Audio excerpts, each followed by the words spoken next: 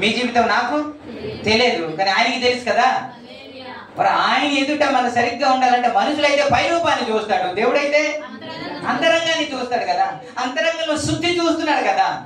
అందుకే యేసు ప్రభు వారు మత్తయి సువార్త 5వ అధ్యాయంలో మాట్లాడుతూ హృదయ శుద్ధి గలవారు ధన్యులు అన్నారు కదా. ఆయన హృదయ శుద్ధి గురించి మాట్లాడు కదా, బాహ్య రూపమైన శుద్ధి గురించి మాట్లాడలేదు కదా.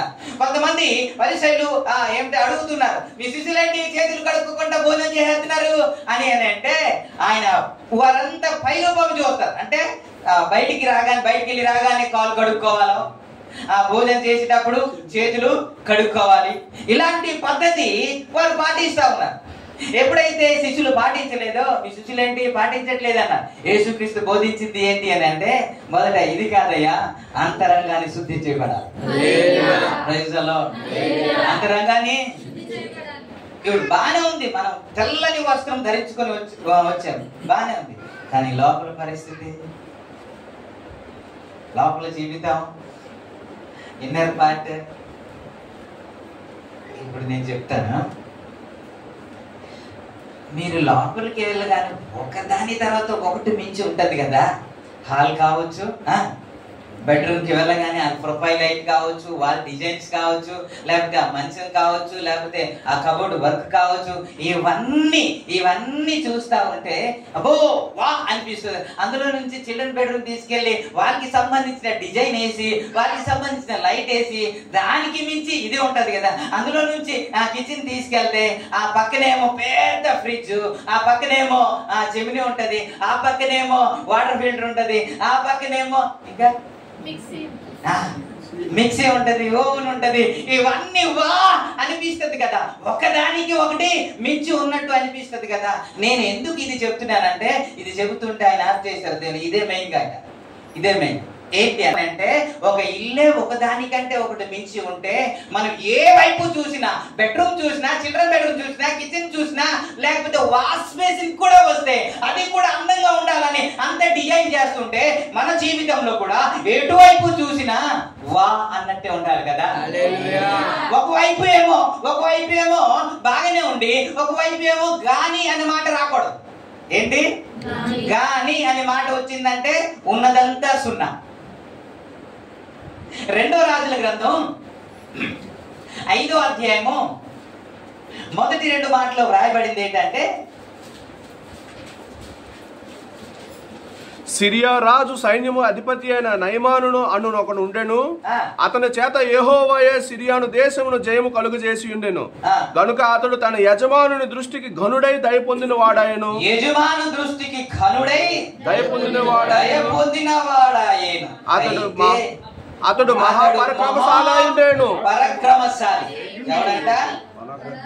అతడు మహా పరాక్రమశాలి, అతడు కుష్ఠరోగి కదండి. దేవుడే అతని చేత విజయాన్ని అనుగ్రహించాడు. అతడు మహాపరాక్రమశాలి, ఎక్కడికి వెళ్ళినా విజయం పొందుతున్నాడు, ఎక్కడైనా ఓటమి లేదు. ఇంకా అందరూ చూస్తూ వా అని అంటున్నారు. గాని అన్నాడు. ఏంటే గాని ఏంటి? కుష్ఠరోగం దేంతో పోల్చబడింది తెలుసా? పాపముతో పోల్చబడింది. అంతా బాగానే ఉంది. ఒక్కొక్కరి గురించి మాట్లాడతాం, ఆమె మంచి అంటే అందరికీ సహాయం చేస్తారండి, కానీ మాటలే కదా. అన్నిట్లో పాల్గొంటారండి, కానీ ప్రతిదానికి అడుగుతారు. అన్ని శ్రమలో ఉంటారండి, చిన్నదానికే ఫీలింగ్ అని అంటారు కదా. గాని వస్తుంది కదా కొంతమంది గురించి. గాని వచ్చిందంటే నీవు నేను చేసిందంతా సున్నాయి. ఇతడు పరాక్రమశాలియే, దేవుడే అతని చేత విజయాన్ని అనుగ్రహించాడు, కానీ కుష్ఠరోగి. 2వ దినవృత్తాంత గ్రంథంలో మాట ఉంటుంది, 25వ అధ్యాయం 25 ఏండ్ల వాడే 29 సంవత్సరంలో యెరూషలేములో ఏలెను. అతని తల్లి యెహోయాదాను. ఒకదానికంటే మించి ఉండాలని, వా అన్నట్టు ప్రతి ఒక్కరు మెచ్చుకోవాలని మీరు అనుకుంటున్నారు. మన జీవితంలో కూడా ఎన్ని కోణాల్లో చూసినా, మాటలు చూసినప్పుడు ఎలా ఉండాలి, ప్రవర్తన చూసినప్పుడు ఎలా ఉండాలి, యథార్థతను బట్టి ఎలాగుండాలి, పనులు చూస్తే ఎలాగుండాలి, ఏది చూసినా ఎలా ఉండాలి. ఇలా చెబితే మనకి ఎలా సెట్ అవుద్ది? అలా చెప్పకూడదు. నువ్వు ఎలాగున్నా సరే, ఎలా ప్రవర్తించినా సరే దేవుడు నిన్ను దీవించునుగా కానీ నేను పలకాలి. అలా పలికితే రాదు. దైవ సేవకుడు పలికితే రాదు. మీరు జీవిస్తేనే ఆశీర్వాదం వస్తుంది. నేను పలికినా దేవుడు ఆశీర్వదించాడు.